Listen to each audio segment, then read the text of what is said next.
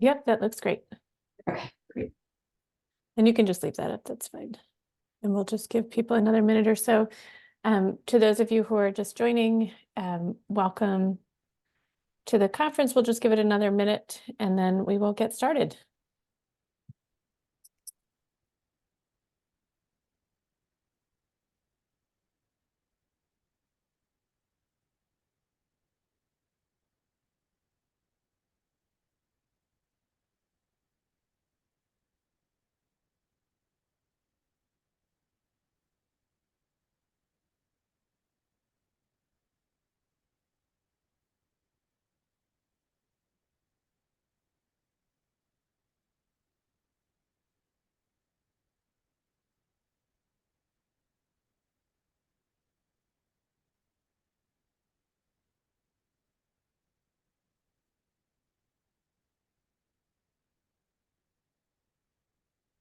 All right, so we're getting to that magic time. So welcome to everyone who's joined already to our Friday AIDS Education and CFAR Clinical Conference. As you all know, today we have a talk about weight management in HIV care, and I'll introduce our speaker in just a moment. Just in terms of what's coming up, next week we have the first 15 to 30 minutes will be a Bartlett update from Sheila and Stephanie Thornton, and may have some updates around the chaperoning policy, so please do tune in for that. And then we'll finish that out with some, unless someone has an urgent case this week, which I'm happy to do if we do. Otherwise, I'll finish out a few more thoughts on updates from CROI. And then the following week, we are lucky to have Dr. Debbie Prasad coming on April 19th to talk about the pediatric cure updates that she in part presented at CROI. And then following that, we'll have cases, and then Bob Silicano will have a hybrid, both in person with lunch and online session on May 3rd.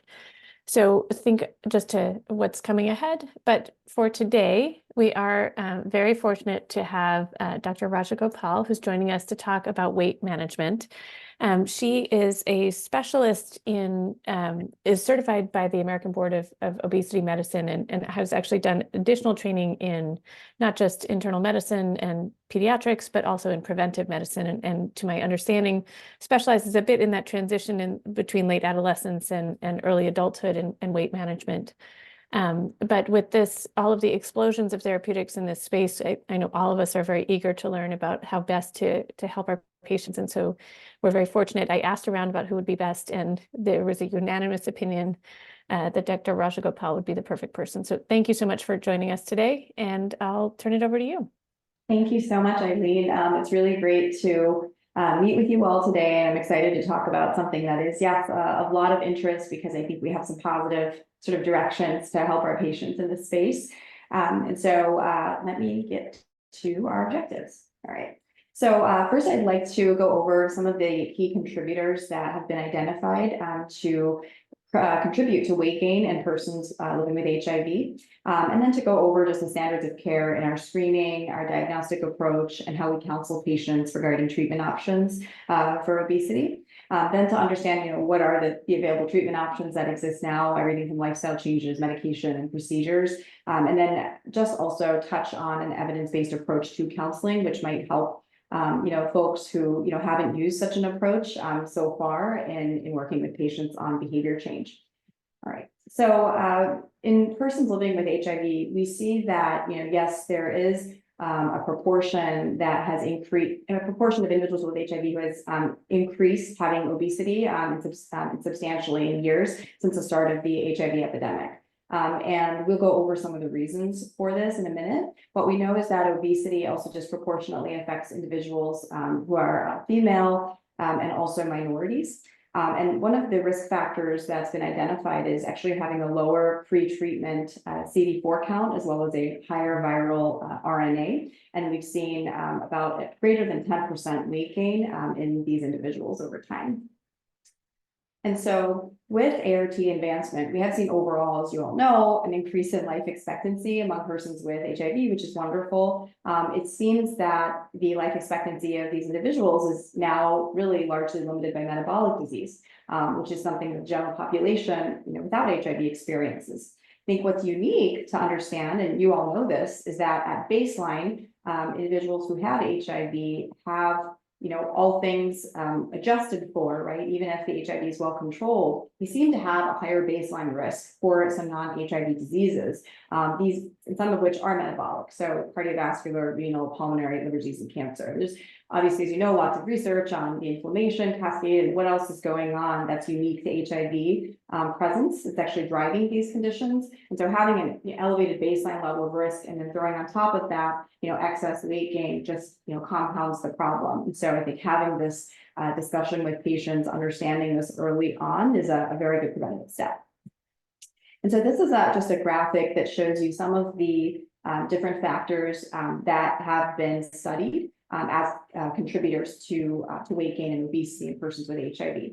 And so on the left top, you'll see here antiretroviral therapy, specifically what I've understood, and you all can educate me based on your clinical experience, is that the insties and tenofovir alafenamide, which I may be saying incorrectly, are the two that have really been implicated as leading to or being associated with the most statistically significant weight gain.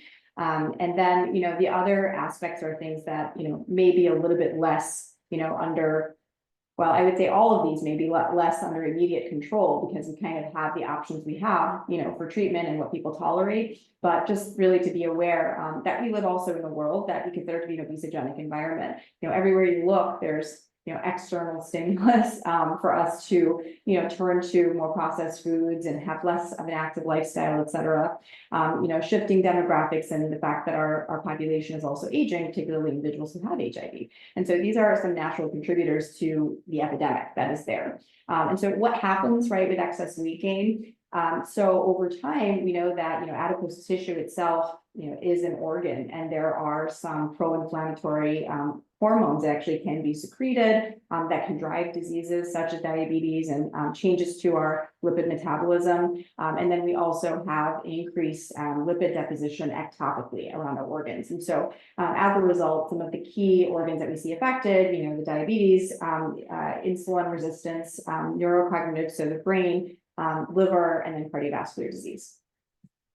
And so what are some of the mechanisms that have been looked at? I want to, sort of clarify here that, there's multiple different mechanisms that are being studied, none of which have really been proven to date as, this is the thing. It's more of, these are some, theories, and we have some data. It's still, I think, under investigation from what I understand.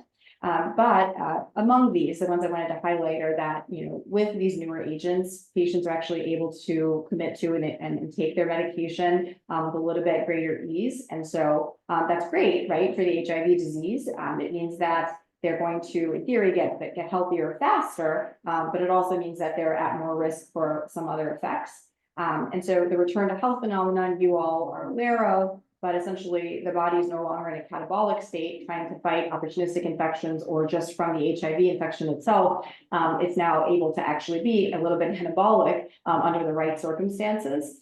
And then you have this increase of ectopic fat deposition, which I mentioned earlier, as well as, increased appetite is another mechanism that was posed as well. There specifically is a center in our brain and hypothalamus that dictates our feeding behavior. The melanocortin pathway in particular actually helps to suppress appetite. And so when that pathway is suppressed, which it's thought that may be the case, I think particularly with the insties, that can actually then promote weight gain.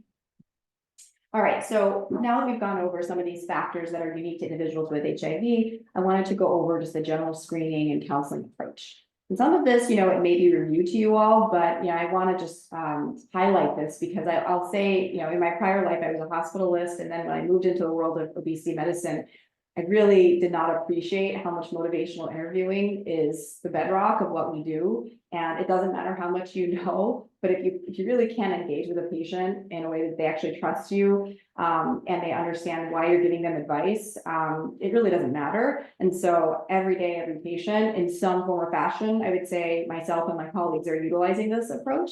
The 5 A's counseling framework isn't the only form of motivational interviewing that exists, but it is one that actually does have some good data to back it. as a way of actually impacting patients positively.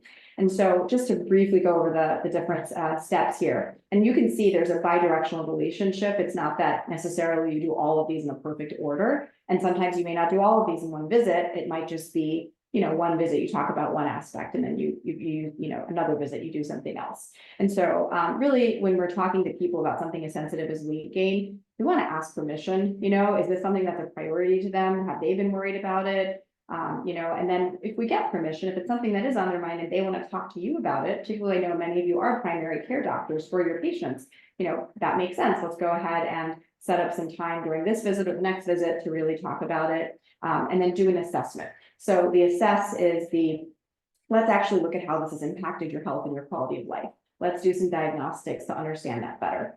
And then we want to do the advise and agree steps. And I like that they're sort of together at the same stage here in this framework. And the reason that's important is because we may want to advise someone, hey, I've noticed a 10 to 20 pound weight gain in the past few years, and maybe there's an increased risk of diabetes. And that's maybe the advice part, but then you want to make sure the patient actually agrees that that is something they understand and is a problem or is something they want to address. And once you've done that, you can agree on maybe even some goals around it. And so we want to set a super, specific, actionable goal that's realistic for the patient, and then discuss options for treatment. And so the assist is that sort of phase is let's actually make the action plan together, and then arrange follow-up, accountability, whatever it may be. All right, and I just want to underscore again that we have seen in the literature that there is success with behavior change when we use those assist and arrange steps. However, it's unfortunately too often that we are very good at doing assessment and advising, but we're not actually getting to that point of agreement, or actually doing that hard part of like, what are we actually going to do with the action plan, or the arrange elements. And I think a lot of times it's not because we don't want to, it's because we lack time. There's too many other fires we're putting out. Or maybe we just don't have the confidence because we haven't gotten the training and what is that action plan? And so hopefully, some of what we talk about today will help, give you a little bit of that education, and there's certainly ways of getting some more on your own as well. So just the general screening guidelines, right? We have actually 3 sets of obesity guidelines that are published to date from major entities, but the U.S. Preventative Task Force has a set that's unfortunately quite dated as of 2017, that we generally screen all adults for obesity using BMI. In your population, you may be screening, even earlier. I think for myself, I think people should be screened very, very early in life.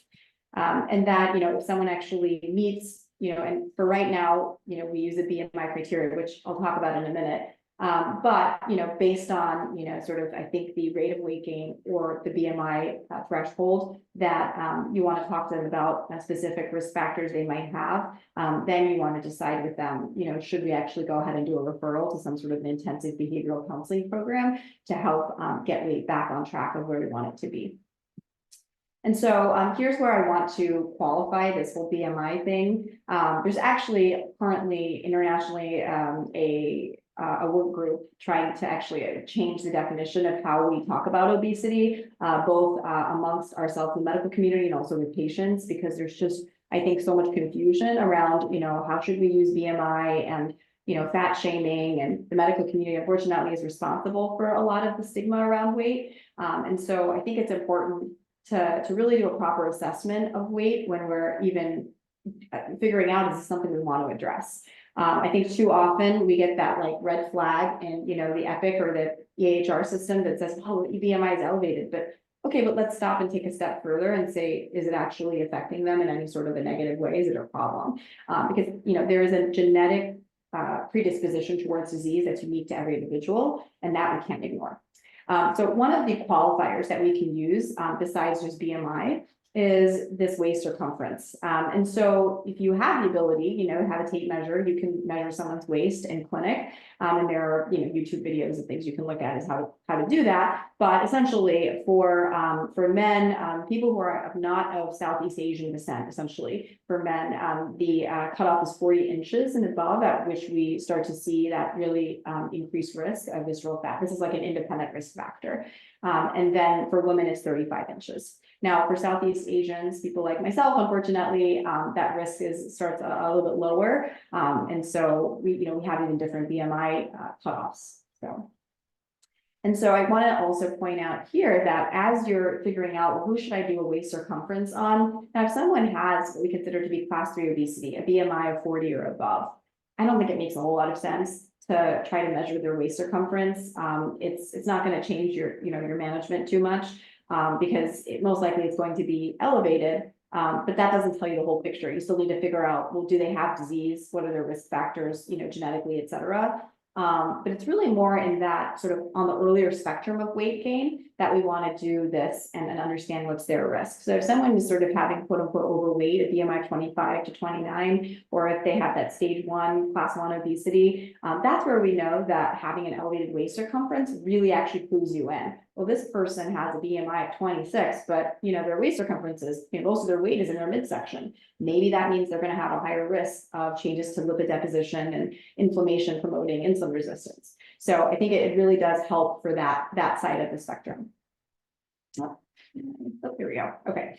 So, and this is just a nice table showing you, what do we do once we have that information of like, okay, they do have some excess weight gain. What should we be screening for now, right? What should we be looking for? And so you want to see, do they have any of these common complications of weight gain? And this is a whole list. It's not a fully exhaustive list. But I think once you have an idea of, okay, it's not just, an elevated BMI or waist circumference, but they actually do have, in fact, these conditions, then you feel a little bit more, you have more information to talk to the patient about, like, well, okay, are these things you've noticed? Are these symptoms you've had? How does this, play into our approach together, to improve your health?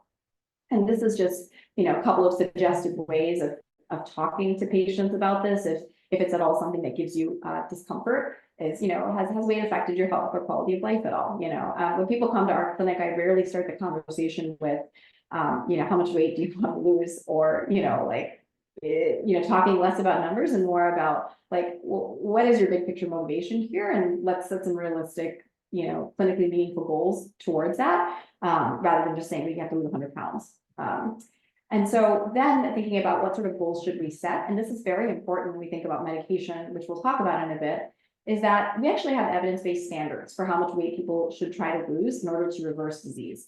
And believe it or not, 10% really does a lot to reverse most conditions, up to 15% for most. And when I say most conditions, I mean things like, type 2 diabetes can largely reverse. Fatty liver disease is on a spectrum, but many people who are early, 10% is a good starting point. Hypertension, hyperlipidemia, these conditions as well. So within that 10 to 15%, which, may actually seem like not a lot of weight loss for someone that, weighs, 250 plus pounds or 200 pounds plus is maybe 20, 30 pounds. If someone who weighs more than that, it might be a little bit more. But again, I think setting those expectations with someone that you might not actually have to lose this much weight to reverse these conditions. And that can really motivate people, because sometimes people feel like I have to lose 100 pounds in order to actually be healthy. And it's like, well, what's the point? So I think, again, having that specificity helps. All right, and this is just a table that I put together with some of the common reference ranges that you'll see in the clinical guidelines around how much weight we want to try to lose to reverse certain conditions. So we talked about setting realistic expectations. I like to work off the 6-month time frame. If you look at most of the interventional clinical trials for lifestyle change-based weight loss, or even some of the medications that have been studied, 6 months is a standard sort of time frame over which we can expect people to realistically lose 10%, which meaningfully helps them for their health goals. And then once we've achieved that goal, we can reassess, well, where are you? Where are your health markers? And should we set some new goals?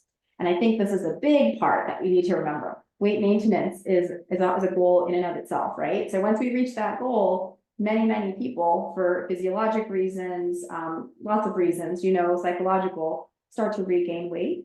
It's hard for the body to keep that weight off without continuity of a lot of the things that got them there. And so they can't sort of go back up and be a lot more liberal with their diet, and they have to be engaged in a high level of exercise, these types of things to maintain. And having a continuous surveillance and accountability is really important here.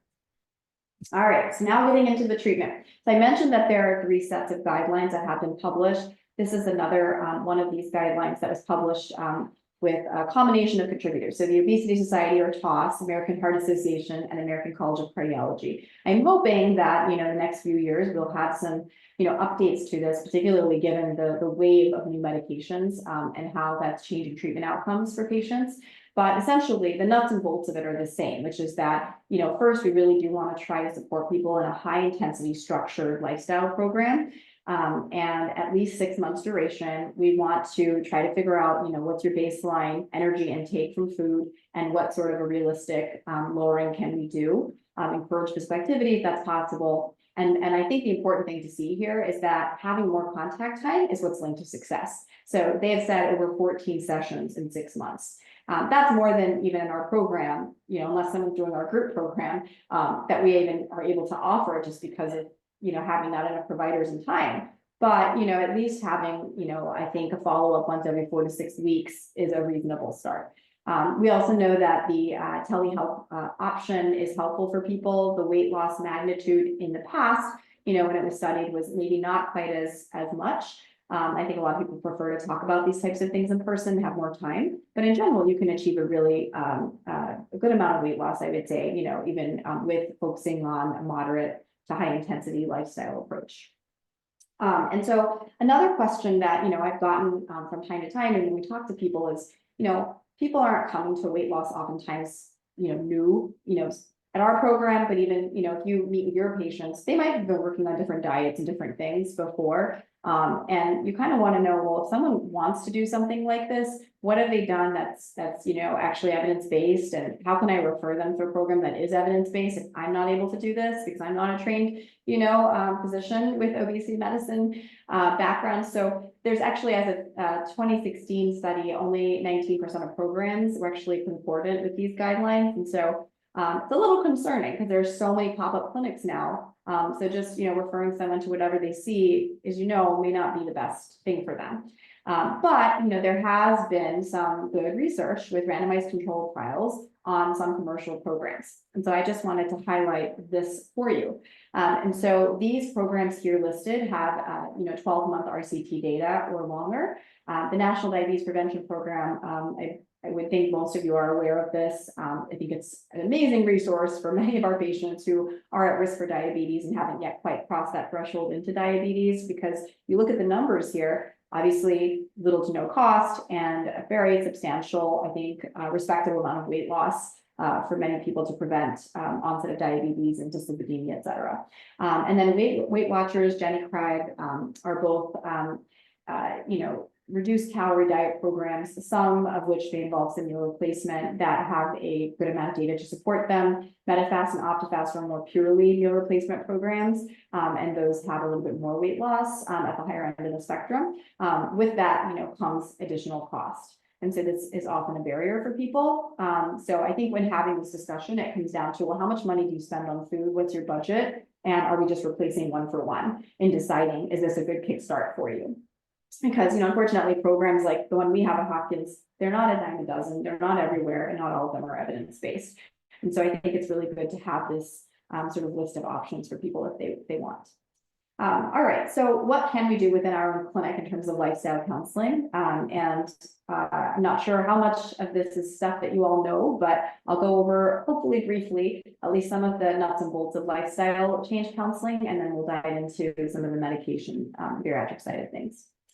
So from a lifestyle change approach, there's 4 main elements that I like to go over with people when I'm working with them. And nutrition, really 80% of weight loss seems to be accounted for by what we eat, how we eat, when we eat, things like that.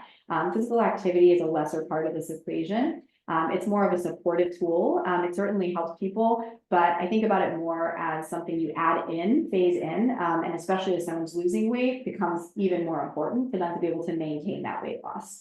And then mental health, stress management, and sleep. You can't put a number on them, but they are foundational. And I don't think the above, really, the nutrition and physical activity, honestly, you can get very far if you don't pay attention to the stress component and the sleep component. There are, as you all know, physiologic drivers that are changed, right? When sleep is disturbed and stress is an issue. So first, with nutrition, what to eat there are numerous dietary approaches that have been studied and linked with weight loss. As long as there is sufficient calorie reduction over a sustained period of time.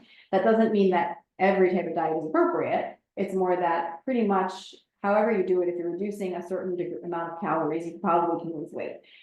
So that really is to say that we don't have to be super specific about you have to do this particular thing. It's really more about, I think, what's realistic and what someone can adhere to. And so that's the thing that I think we've seen time and again is what someone can adhere to matters a lot more than this hot new study that shows that fasting is the approach, right? And so also I'd really like to take into consideration, well, what are your metabolic, metrics looking like? Are we concerned about your LDL cholesterol? Like, maybe a keto diet is not the best for you, like thinking about those types of things, maybe a DASH diet is better for you if you really have uncontrolled hypertension, things like that. So really think about context, think about health risk factors, think about the sustainability of a plan before you suggest it to someone.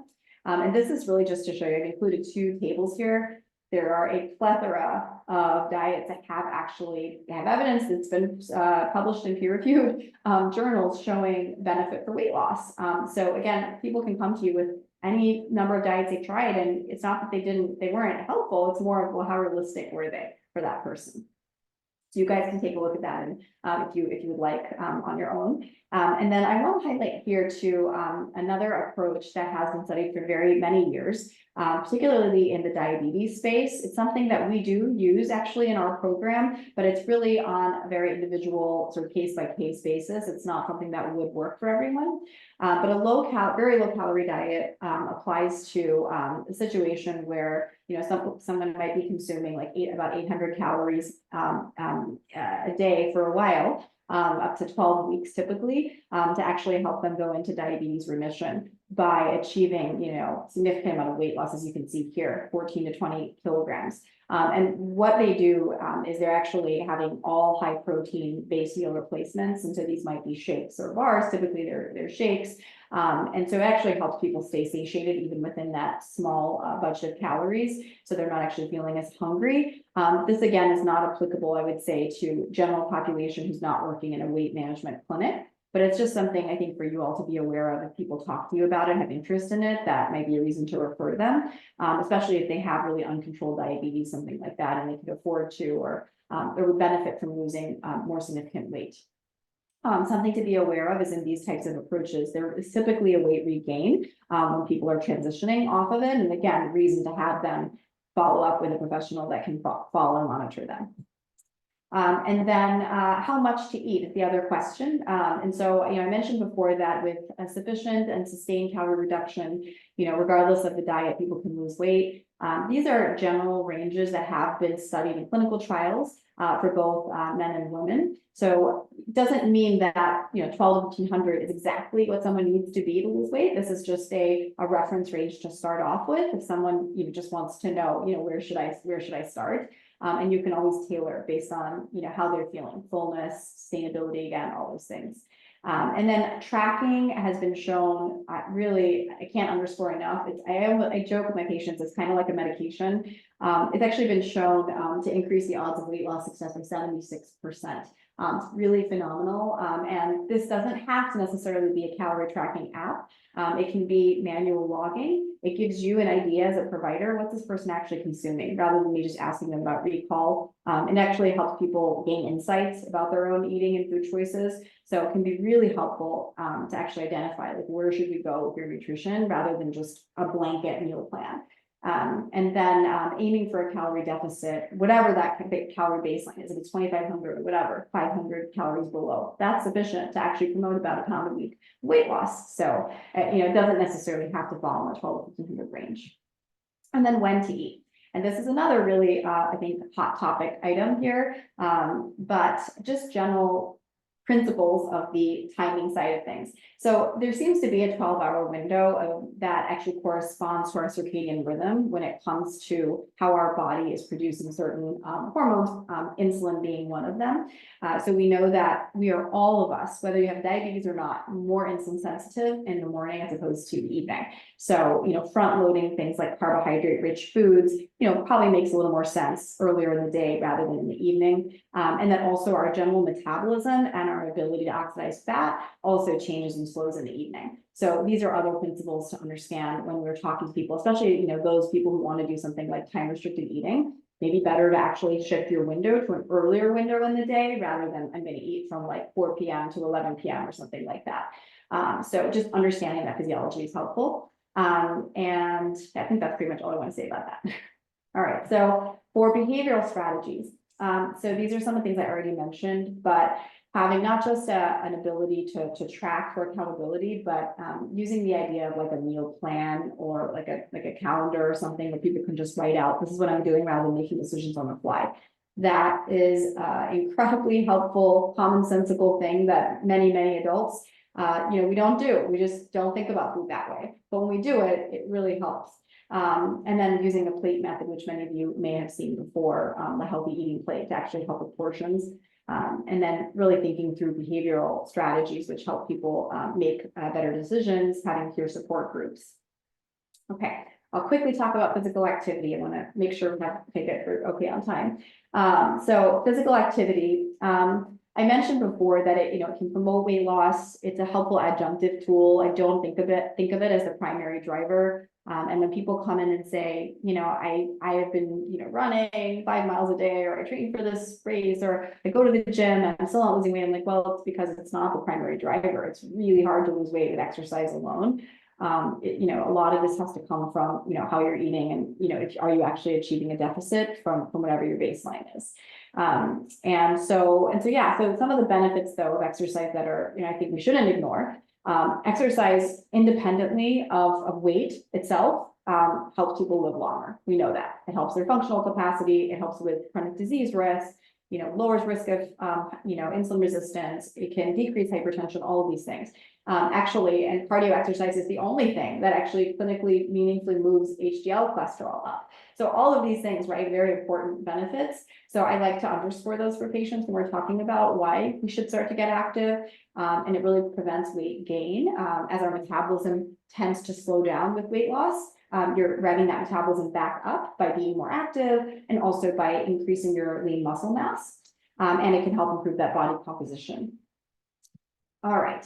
And so the goals for exercise, which you may have seen these in many of the major society guidelines, 150 minutes of moderate intense activity a week. This is actually a minimum. It's like 150 to 300 is what's recommended to actually move the needle on the chronic disease risk factors that I mentioned earlier, like cholesterol and high blood pressure, et cetera, or 75 minutes of vigorous intensity. And this is thinking like actually like running, jogging, doing like a Peloton, swimming, things that are really getting your heart rate higher. Then you can have a little bit less time dedicated. And a nice, I think, blend of this that I like to use for people are something like maybe have a few days of moderate intensity activity if you're able to, and then have a couple of days of like HIIT sessions, which are shorter, like 20 to 30 minutes in duration, but that you're actually really getting your heart rate super high, 85%, plus maximum. And, in that time, you're actually very efficiently helping your body torch fat. And so that's another approach. And then ideally, we encourage people to get into a combination of doing both resistance training as well as aerobic training, because you want to preserve that lean muscle mass as well as get the cardiac, benefits. And sometimes referring people to PT is honestly one of the best ways to start. So their insurance pays for it. They can get some good exercise counseling. And it has to be a very specific ask when you're referring that, this person isn't just doing injury, recovery. They really want some strength training advice, and then actually it's amazing what PTs can do. All right, and then mental health, I already talked about is foundational. I don't think I need to stress this enough with you all. You are dealing with lots of delicate subjects in your practice and probably are already doing a lot of the screening on your own, but address it early and refer people to help if they need it. Making an action plan for how we're going to address stress, because so many people, I think about 40% of the population turns to food and drink when they're stressed. So how can we, have some other coping strategies besides those that can be meaningful? That can be your weight loss plan. So thinking about it that way is helpful. And then for sleep, so I talked about the importance of this. We know that people who have either decreased quality or duration of sleep, they have elevated AM cortisol levels. This is going to drive up appetite, insulin, and blood pressure. So then, of course, it makes it harder to lose weight. And it actually independently lowers life expectancy. So I think another thing when we're talking about that advise and agree step in that motivational interviewing model, to actually have that open conversation about sleep. Like, why are we talking about this? Yes, it's related to all of your health and your weight because of this. And then people have these like light bulb moments. I've seen this so many times where they're like, I never thought about sleep this way. And then it just becomes a priority item, and it can make all your behavioral advice around nutrition and things just so much more effective, because then they have the ability, they have the energy to do those things because they've slept better. So, all right. I'm gonna, I think, move past this. You guys can read this if you want, but essentially doing that basic assessment and then discussion with the patient, and then actually referring them to get help for sleep if they need it, I think is an important thing to do. All right, you may have heard about SMART goals before. I alluded to this earlier. Try to make sure that whatever we're trying to target with the patient is something that is specific. It's a smaller goal, not a huge goal, something you can measure in some way, like number of soda cans, as opposed to just stop drinking soda. Achievable. They think it's something they can do. It's relevant. It's actually going to help drive down a disease risk factor or weight, and it's time-based. You have a follow-up. All right, and then I talked about follow-up. So, is there some sort of a homework that the patient's going to work on? Is there a tracking, and what duration of follow-up are we going to have, or what frequency? All right, so now getting a little bit more into some of the medication side of things. So first, I want to highlight there are a ton of medications we use in medicine that people can experience weight gain from. Besides, right, the ART medications, and so just to refamiliarizing yourself or doing that med review with a patient when we're seeing them time after time as to why are you taking this medication? Is it actually helping your disease process or whatever the indication was? Are there any replacements for this? Then I think having that conversation can help them before you start thinking about adding medication to actually make it easier to lose weight. And this is a list of different medications. I'm not going to go over each of them in detail. You can look at it your own time. And so now getting into what are the pharmacotherapy guidelines to prescribe medication for weight loss. So we know that medication is a very helpful tool and a facilitator to healthy lifestyle change to help people achieve weight loss. I'm saying that very specifically. It's not on its own a tool for weight loss. It's a tool as an adjunct to a healthy way of living. Now, not all of these things might be perfect for someone. Maybe someone has terrible knee pain and they can't exercise, but they'd like to work on their diet. That's sufficient, right? Obviously, you don't have to be firing on all cylinders before you start medication, but I think you should have the conversation about someone of like, what things are you willing and able to work on as we start medication, so that I know that you're actually going to succeed in this. Because if I just prescribe you the medication, I have no idea what you're actually going to do with that, right? Like, how is your diet going to change? And is that going to help you? And so I think that's the first conversation that needs to happen. And do they have a track record of working on things? And then just from a BMI and sort of an insurance and FDA label side of things, right? Having a BMI 30 or having a BMI 27 or greater comorbidity. I will say exception here is Southeast Asians, that you could use a lower cutoff if you can justify it with comorbidities. All right, and then the way I approach sort of thinking about it too is, there's I think 7 medications actually that are FDA approved for weight loss. I like to sort of figure out, okay, so first of all, they meet the basic indication. What are the contraindications first? Do no harm. Like, what are the reasons they can't be on X, Y, or Z medication? And if there is no contraindication, then okay, well then from a cost, from a practicality side of things, from a weight loss goal side of things, like how much weight you want to lose, all these things, which one might make most sense? So I think about it kind of in that order before deciding on which one would be the best option. And then as we start medication, it's good to assess how are they doing? Is it safe? Are they tolerating it? Are they actually achieving at least 5% weight loss over the course of about 12 weeks? Do we need to go up on the dose or change or add something?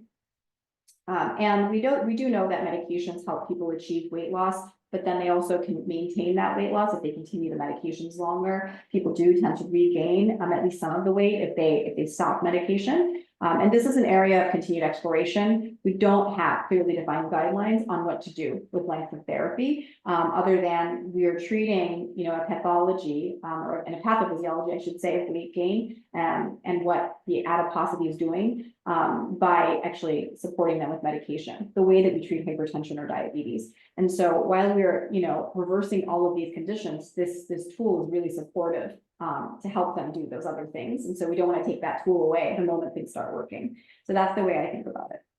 And so there's a couple of categories. The main category is appetite suppressants that we'll go over, and then lipase inhibitors, which really refers to one type of drug that's been around for a long time. So in this category of appetite suppressants, there are a few that are short-term use medications, and I say short-term because they have an FDA label of 12 weeks. I will say that with these medications, we know that clinically, patients sometimes are fine to continue them longer. There's actually a nationwide clinical trial being done with phentermine right now, looking to get that FDA label approval for long-term use. And phentermine is actually combined with another drug as a long-term use medication. So, it's probably okay, but you definitely want to document, that this is not something that has been FDA approved to be used long-term if I'm using it long-term. And so this general class of medication is usually quite effective for people to notice appetite suppression. People may develop over some time tolerance to a given dose, kind of end up having to go up on the dose. Sometimes you can phase it in, phase it out if people need a kickstart, etc. So it's not, I think it's a good quick starter sort of tool, and especially with like phentermine, which has been around forever, it's actually quite affordable for people, usually about $20, sometimes cheaper, even with a good RX prescription, and you don't have to worry about insurance coverage.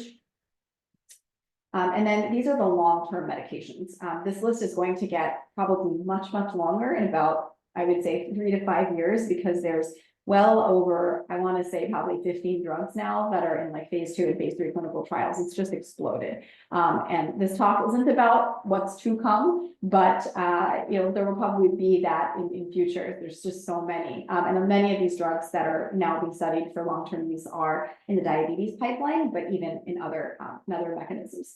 So here at the top, you see orlistat, which is really like a fat inhibitor, right? Lipase inhibitor. So it's that other category that I mentioned on the prior screen. It's been around forever. It's actually available, even over the counter as the brand name Ali. The overall weight loss efficacy is on the lower side. So I've really only prescribed it a handful of times. From a side effect profile, the main things are that you're inhibiting 30% dietary fat absorption. And so people are essentially pooping out their fat from their diet. And so this can cause a little bit of changes to the appearance of the stool. For some people, they actually do notice incontinence. For people who have more constipation, maybe not so much. Maybe it's helpful for them, but they are at risk of fat-soluble vitamin deficiencies on orlistat for this reason. And so you would have them on a multivitamin. And then phentermine topiramate is another combination drug. I mentioned actually earlier that phentermine is combined with another drug. And so this one has been around and is approved both for the pediatric population as well as adults, and it yields a good amount of weight loss over the course of 12 months, works in the brain. We don't fully understand, honestly, how it's working in the brain, especially the topiramate component, but we think that norepinephrine is sitting around a little bit longer and helping people feel satiated without reaching or thinking about food. And so that's phentermine topiramate. Usually people realistically get it through a drug manufacturer's discount program because it's often not on insurance plans, and it's about $100 a month using that approach. Similarly, naltrexone bupropion is a combination drug, and this one also you can get for about $100 a month through the insurance or through the drug manufacturer savings program. Very similar profile in terms of the amount of weight loss to be expected as the previous combination drug I mentioned.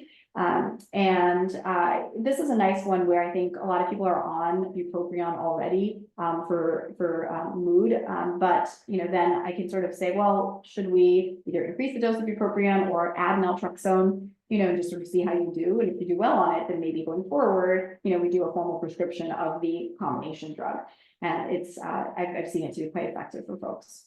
Those are all oral medications. Now moving into the injectables, right? So liraglutide has been around forever. It's just that people are now only realizing it exists, and it's now on nationwide back order because it's become a popular alternative to the drugs below it. So liraglutide may be known as Saxenda as the brand name, and this one is a daily injectable. It is great for people, I think, who have a lot of side effects and don't want to linger with like nausea and vomiting, and they kind of want to titrate the dose a little more easily because liraglutide, you have to actually turn the dose up on the vial before you actually inject yourself with the needle. And so you have a little more control. Do I want to do 1.8 milligrams or 2.4 or 3? You don't have to. You don't have to be stuck with one dose. And so I think that's a nice option for people. Semaglutide, many people know as Wegovy. And Wegovy is the weight loss version. Ozempic is the diabetes version. Many of you probably know this, but it comes up a lot. So I'm just saying that to clarify. But the difference is really that this version is up to 2.4 milligram highest dose.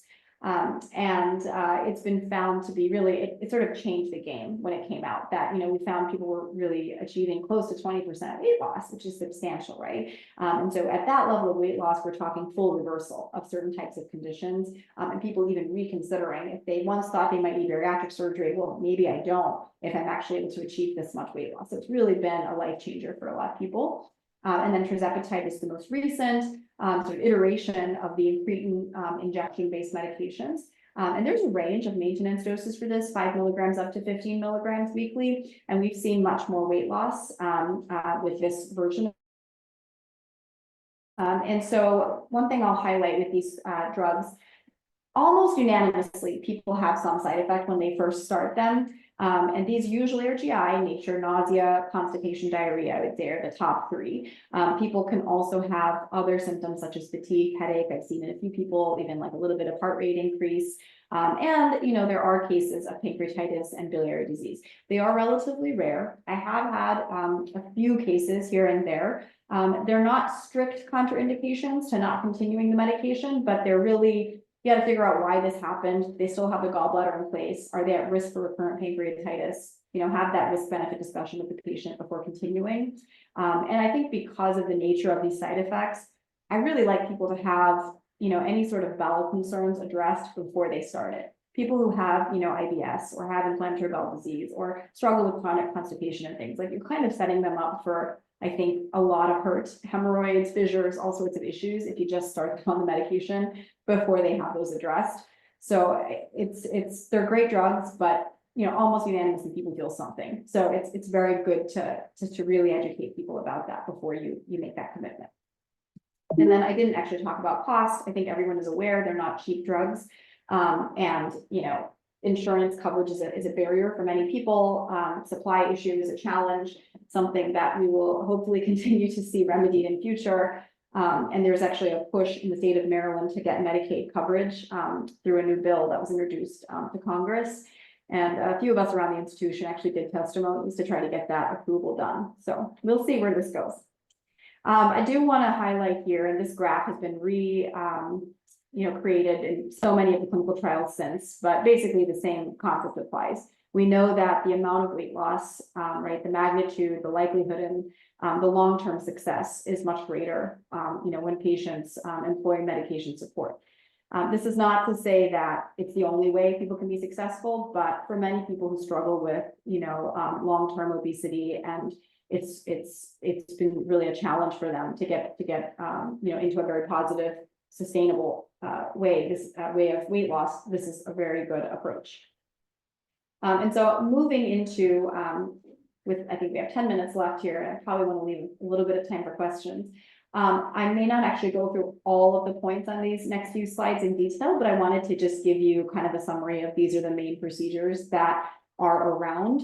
And so this is just sort of switching to the bariatric side of things. So the intragastric balloon is something that is more clinical research still, but is done in several places. Hopkins is one of them, and is a decent option that if people don't want to have a procedure done like a surgical procedure, they want to reduce their stomach size, but they want that sort of impetus to help with weight loss. You essentially blow up this balloon, which really it mimics sort of the idea of having decreased stomach volume, and so you can't eat as much, and so it helps people to achieve a good amount of weight loss, as you can see here, 14-20%. And so I think it can be a nice induction sort of procedure with the understanding that, okay, then once it's done, we're going to sort of go forward with other things to help you maintain that weight loss. It is something, because it's more in that experimental phase still, it doesn't have insurance approval by and large. So unless it's a clinical trial, it's a little bit unaffordable. It's like in the sort of 8,000 upward range. The bariatric arterial embolization is also another procedure under clinical trials.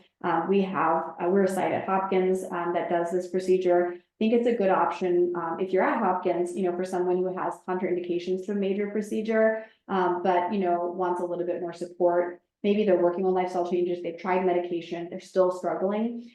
This is just done through IR, and it's like moderate sedation. They get a little embolization of one of the gastric artery vessels, and it tends to modulate their appetite signaling such that they're not as hungry. And it's a lower risk, lower complication procedure. So, and available for people who have even a lower BMI sort of starting point. And then bariatric surgery. So bariatric surgery, there are new guidelines as of 2022 that recommend that we start to advise patients with a BMI even as low as 30 and above if they have significant complications of weight gain, to actually think about it.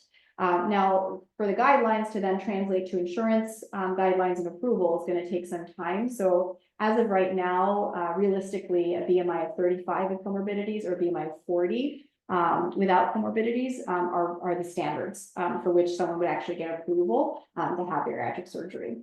And that, when you're making this decision, you want to make sure, have I, checked to see that there's actually a bariatric site of excellence they have access to, and this is something that they understand, what are the implications, et cetera. And we'll talk about briefly here. So I want to show just this table of the main procedures that are done. The sleeve gastrectomy, which you see second on the list, is the most commonly performed procedure nowadays because it is the least invasive of these options. It's even done endoscopically now. Hopkins and Medicare now actually has a code for this, which is great.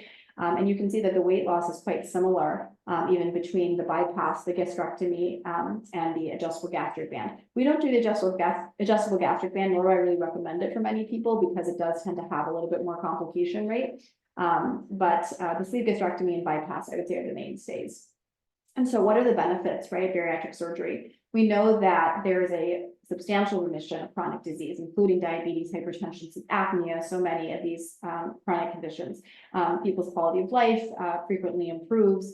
And this is sort of longitudinal data. So not just a year out, this is like, 2 to 5 years out plus.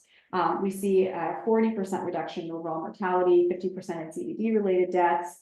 And the complication rate is actually quite low, despite what the general population, I think, thinks about them, and the stigma around even having them, that, people's life literally can change with relatively lower risk. I think the main things to think about when we are considering surgery are, do they have access to a good site? What is their, age, overall, comorbidity burden? Are there risk factors for them to have surgery? And, and what is their overall weight loss goal? So if someone wants to lose under 50 pounds or 60 pounds, I think with these medications, they can get there. Maybe in some people, even closer to 100 pounds. But I would say even still in the current day, for people who want to lose 100 pounds, it becomes a topic of conversation for us. Not something that I'm going to push someone to, but I'm going to probably say, hey, let's just give you all of the options to consider and you make the decision. But just realistically, it still is, I think, the most weight loss effective option for people, particularly if they are supported with a weight loss program. And then it is important for people to know that after they have such a surgery, particularly like the sleeve and the bypass, they are malabsorptive to some degree. The bypass more so. That they will need to be on some sort of a supplementation program, getting a bariatric vitamin, getting their vitamin levels checked, usually at least yearly by someone, because typically they're seeing their bariatric center for the first year or maybe 2 after surgery, but then after that it drops off and people stop taking supplements, they become deficient in something like thiamine, and then they're showing up in the ER, symptomatic. So you want to make sure, as a primary care doctor, that you're, looking at this stuff, looking at the guidelines, and then checking these for them. And then weight loss maintenance, right, is just to go over this generally for you all. Is that, we know people can achieve weight loss, right? Over 6 months period or longer, as I talked about, but that weight regain does happen. And so whether it's with bariatric surgery, medication, I think having a plan with the patient of who are you going to follow up with? If you have access to a weight loss program like ours, wonderful. If you don't, do they have access to a dietitian at the very least, or a trainer, someone that can really help them sustain these changes long term? Don't have people go it alone. That's the biggest sort of lesson in all of this.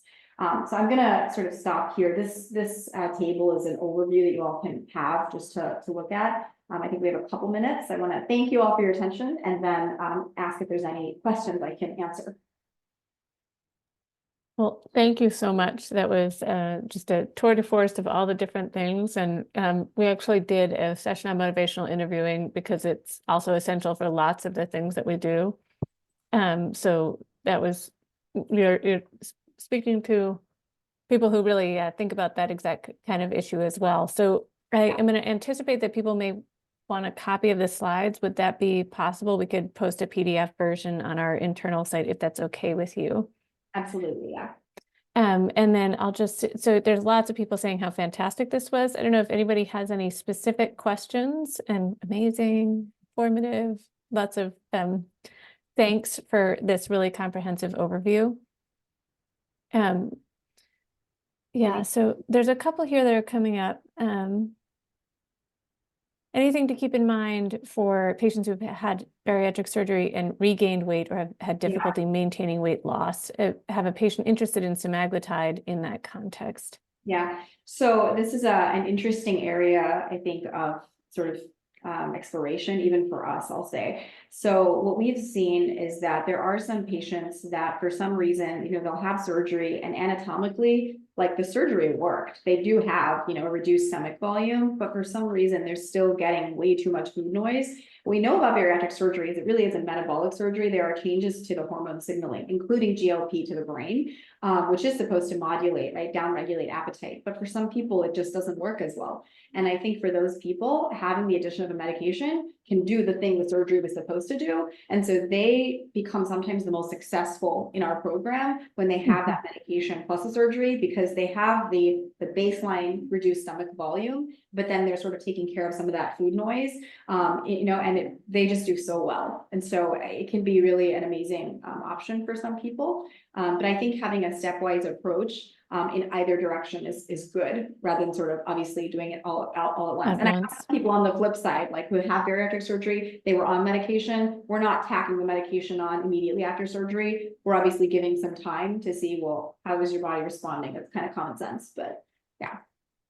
And then, so let's see, many patients who do not want to be referred to a high intensity weight loss program despite articulating goals about weight loss, and how best can we help, especially when transportation or internet access, things like that are an issue. So people who are like, this is a goal, but don't have the resources or bandwidth to commit to making it their primary goal in life. Yeah. So I think we have to align our expectations with what people are mentally in a space to do. And I do have this conversation, not infrequently with people, that they'll come and they're frustrated about weight loss. But then when I talk to them about, well, what is your daily living like? What's your life look like? And then they tell me, well, these are the priorities to me. These are the things that are non-negotiable. So I'm not willing to do these things. Like maybe these things simple, like eat more vegetables. They hate all vegetables. They're unwilling. They're like, okay, well, weight loss might not be, the amount of weight loss you want to achieve might not be in the cards for you, because it's really difficult to actually improve your health and do this if we don't have at least one or two things we're willing to work on. If they're willing to work in some format, I think telemedicine is an amazing option. We do telemedicine within our program. It's worked quite well for people. And then I think some of these programs I mentioned, like, Weight Watchers, Jenny Craig, can be nice Kickstarters for people. And I think Weight Watchers, as many of you know, has now moved into like a wellness space where it's not so much just about counting points, that they actually try to provide more coaching and peer support. I think they're also doing medication. Again, I can't vouch for them doing that because I don't know who's actually doing it. But I do think, there are some options. And I'll just piggyback onto that. I have at least one patient who feels that our nutrition counseling isn't like culturally appropriate, and like that her food traditions, she's from Eastern Africa, but that are just not compatible with our recommendations. And do you have any tips or tricks on that? Yeah. So it's kind of putting the ball in the patient's court. So I will ask them, what do they want to change about their diet? If they want to lose weight, and if they really can't come up with anything, then I'll say, well, do you want to hear sort of what my initial thoughts are on the key areas that might be promoting weight gain? And then usually when we ask for permission, people usually say yes, yeah, that's why I'm here. And so then I would go into 1 or 2 points about, well, okay, maybe the amount of starches on the plate is giving you a whole lot of energy, before you can actually get full, so then you're actually eating more calories and energy and putting on weight, even though by itself, like the starch isn't unhealthy. It's just that it's Right. displacing, right? Fiber and other things that might be making you more full. And so I think sort of, again, put the ball in their court first, let them come up with the idea, and then maybe offer a suggestion if they want. Those 2 I found to be the most helpful in those challenging situations. And then also just learning from the patient, like get educated about their diet. Sometimes our homework, go find out 5 vegetables you like and come back for our next visit and tell me how you're going to incorporate them into your diet. That's it. Yep. No, and I just don't want to miss, there's one other question here about muscle loss with semaglutide and whether that, in some cases in people living with HIV, there may be some exacerbation of that. So just your thoughts on that. So very good question. Actually, probably should add that to the presentation in future. So yes, I think that people, because of the rate of weight loss they're achieving and because of the overall, like, just sizable decrease in energy intake they're having, when we know, when people lose more than 1 pound or 2 per week, or I think it's like 1.5% of body weight per week, they're at risk of greater muscle mass loss. That's sort of a that we know. And so that's part of the reason why I use that 6-month, 10% time frame, which is not sexy for many people. Many people want to lose a lot more weight faster, and we're not like here to necessarily please them in that way. Where, we have to tell them the facts of you're going to be more at risk of losing muscle mass or regaining because you're doing something that's just not safe or sustainable for you if you try to like decrease your calories that much. And so my approach is, let's try to get away with as little calorie restriction as possible to achieve weight loss for people specifically in the lower like phases. So people who maybe are in that sort of like 30 to 35 BMI, right? Earlier on, which I think a lot of the patients, even I get referred from Bartlett Clinic, they're in that sort of earlier phase. They started to get healthy, they started medication, and then they're early. So I'm like, we don't need to try to cut your calories by 1,000 a day. Let's just find like 250 to 500 calories and really up your protein and do some sort of strength training and see if we can do those things one by one, as much as they can do. We also do nutrition labs for our patients, depending on how much weight they've lost. We sort of had a discussion as a group of maybe every 3 months, 6 months, doing kind of like the bariatric surgery nutrition labs to make sure we're getting deficient. And so I kind of do it on a case-by-case basis. If, I don't have the best feeling that someone's nutrition is amazing, I'm like, let's just check how these things are, so we're not running into that issue. And then one last really quick, just on there's been this like popular press excitement about increased cardiovascular risk with the interval diets. And are you getting a lot of questions about that, or is that like still waiting for the dust to settle? Yeah. Oh gosh, I did read something really brief on it, but when I looked, it seems like it's more of a popular news splash than an actual. I don't think actually, I don't think it actually was something that was, I shouldn't speak too much on it because honestly I have to look at the study, but I just remember seeing 2 things on it. One was a headline and the other was a comment on it, which was that the study wasn't like adequate to sort of change how we think about it. So I think you have to individualize fasting and time restricted eating and all these dietary approaches to the person. But I absolutely wouldn't say that it's something that we know is going to just increase someone's cardiovascular disease risk. We don't have enough data to say that. Right. And it's probably fits with like exactly what you said about almost all diets, and that there's some evidence for almost all diets because it's based on individual characteristics and preferences. And so there will be some that it doesn't work for. But thank you so much. I'm mindful of having gone 5 minutes over into your time, but such a fascinating topic. And I'm sure you will continue to get lots of patients from our clinic. And I'm really grateful for you having come and spent this time with us. Thank you so much. Can I let everyone know that those slides can be accessed at the bottom of the announcements that are sent out every week? There's a little way to find those slides. So Selvi, if you send them to me and Eileen, we'll make sure that they get there. Thanks. Thank you. Bye. Thank you.